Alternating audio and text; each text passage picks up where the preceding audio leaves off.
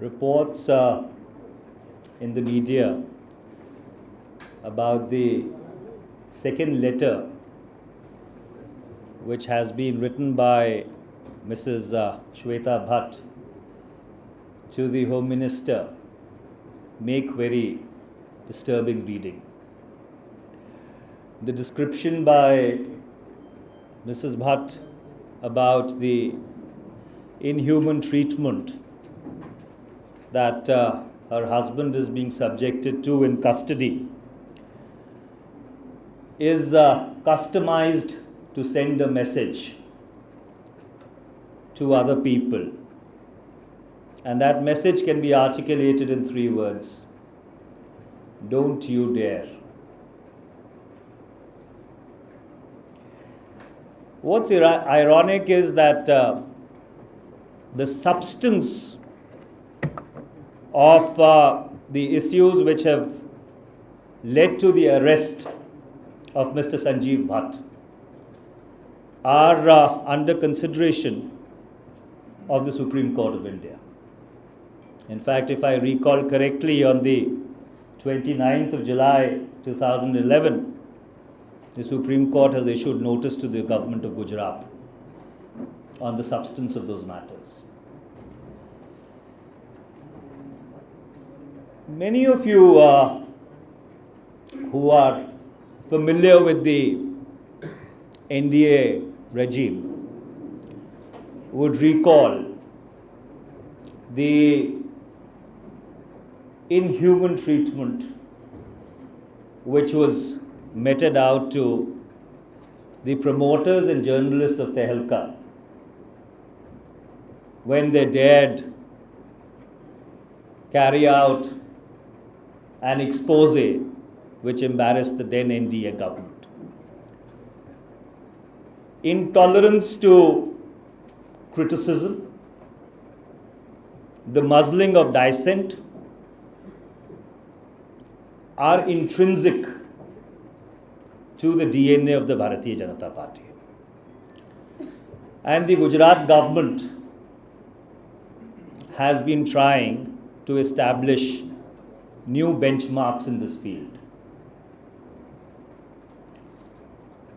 It's important for all liberal and progressive forces to really reflect on the situation that has evolved and to seriously think whether the treatment which is being meted out to Mr. Sanjeev Bhatt, does it indeed not constitute an attack on the core values of Indian democracy? If you want to repeat in Hindi, I can do it, otherwise we can leave it as it is.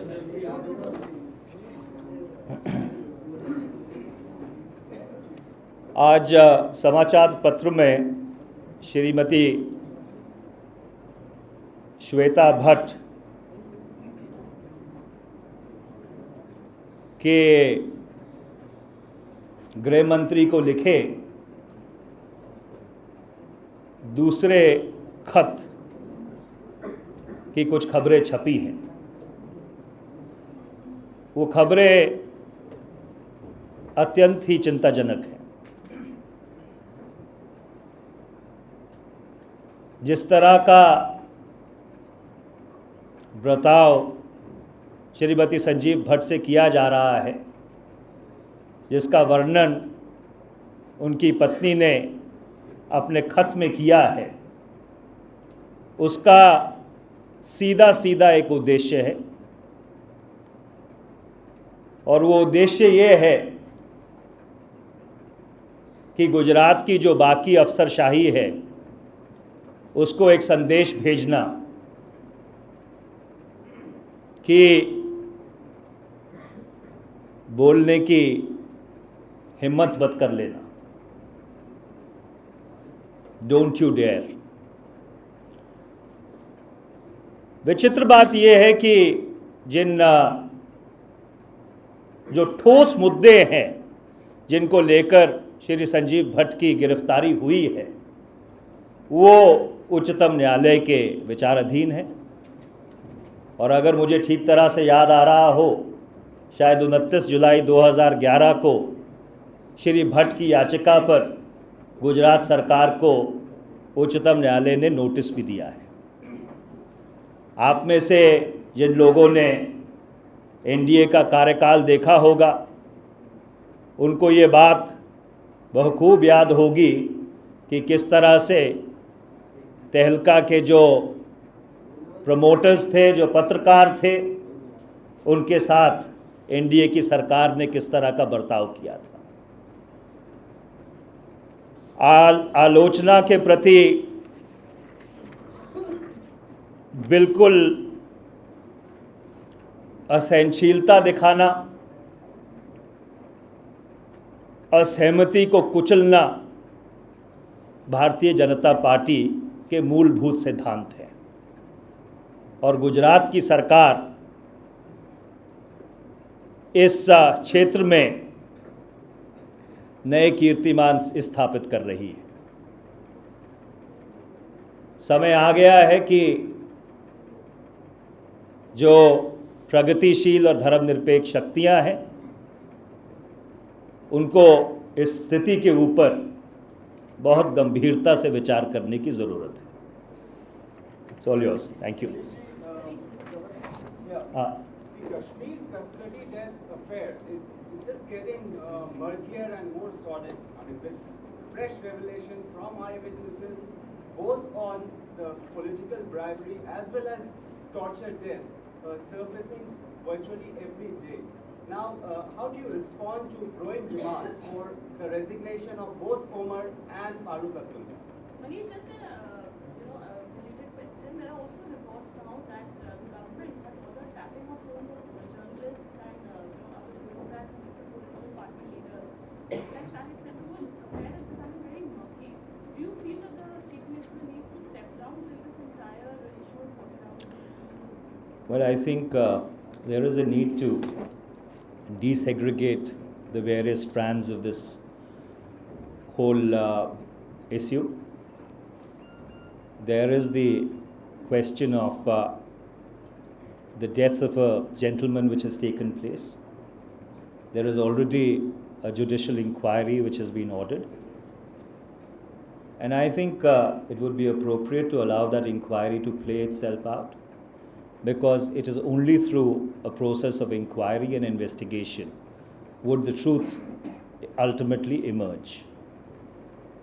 Insofar as allegations of phone tapping are concerned, I think it is important to allow the government of Jammu and Kashmir to respond to it, because invariably in a surcharged atmosphere you have allegations which fly thick and fast, and it becomes difficult to distinguish the truth from the fiction.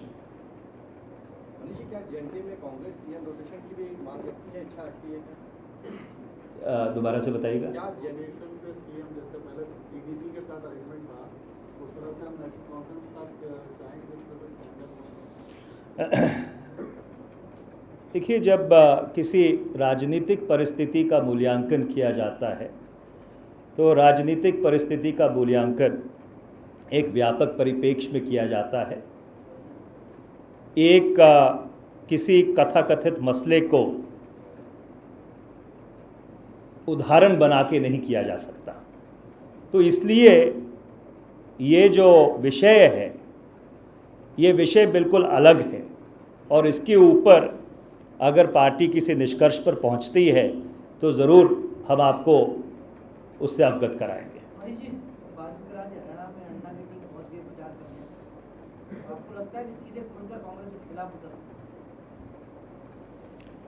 देखिए, जहाँ तक उपचुनाव का सवाल है, हिसार में उपचुनाव हो रहा है, बाकी राजनीतिक दल भी लड़ रहे हैं, कांग्रेस पार्टी भी लड़ रही है, और कांग्रेस पार्टी की तो ये परंपरा रही है कि हम हर चुनाव पूरे ज़ोर शोर के साथ लड़ते हैं, और जो लोगों का फैसला होता है उसको अपने विवेक से कबूल करते हैं। तो इसलिए चुनाव है, हम रण में हैं, जो फैसला होगा उसको देखेंगे, पर हाँ, जनता का विश्वास जीतने की हर संभव कोशिश करेंगे। या One more question. You know, a few days back, the Prime Minister had written to the Prime Minister on re-looking, on looking again at the RTI so that it's not misused. Do you feel that such proposals can take the lead away from the RTI itself? How does the party see it? Well, I think there is a very invigorating and a vigorous debate on the Right to Information Act, which is taking place currently. There is an entire spectrum of views which have been articulated on this subject. There is absolutely no denying the fact that the RTI has been an instrument of empowering people and has really demonstrated its efficacy on the ground. Now, whether that efficacy has started impinging upon, governance is something which, as I earlier stated, certain ministers, certain other people have articulated an opinion. So I think we should allow this debate to play itself out, rather than try and second guess it, or rather than try and prematurely stop it by articulating our own opinion. We would like to hear all sides on this issue, and after we've heard all sides, if at all a reaction is required, we will respond to it. जी, आप पहले दिग्विजय सिंह ने कहा था कि अन्ना हजारे के आंदोलन के पीछे आरएसएस का अन्ना हजारे तब कहा था कि मैं पागलखाने भेजना चाहिए। अब मोहन भागवत ने खुद ही कह दिया है कि वो अन्ना हजारे के साथ है। क्या उन्हें अपने बयान वापस लेना चाहिए? आपको लगता है उनका बयान सही था?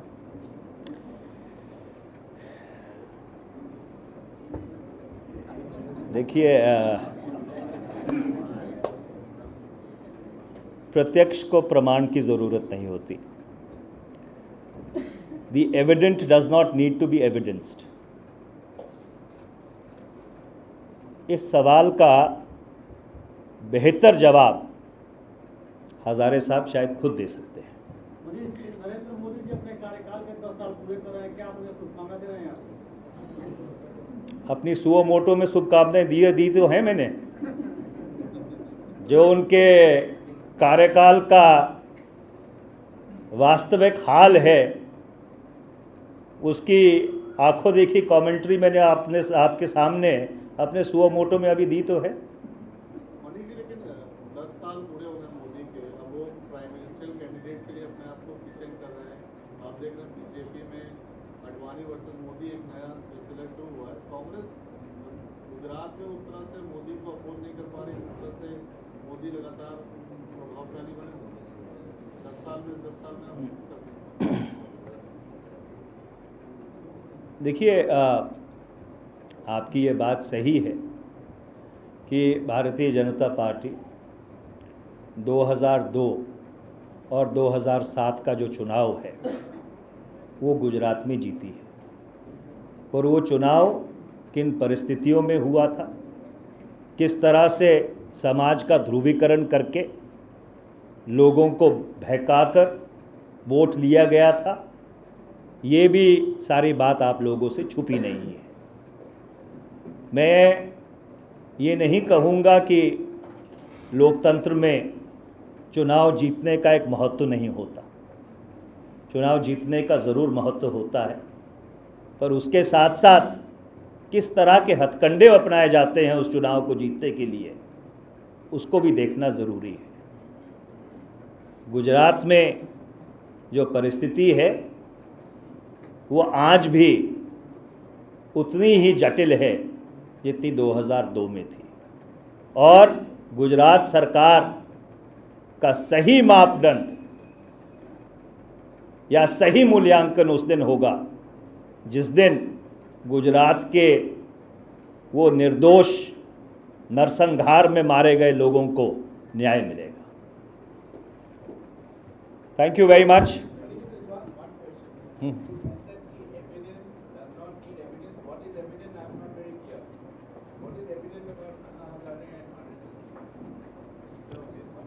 Well, I was responding to a question, Sandeep, which our good friend had asked, and if I understood the context of that question correctly, he was apparently referring to a statement which was made by the RSS chief in Nagpur yesterday.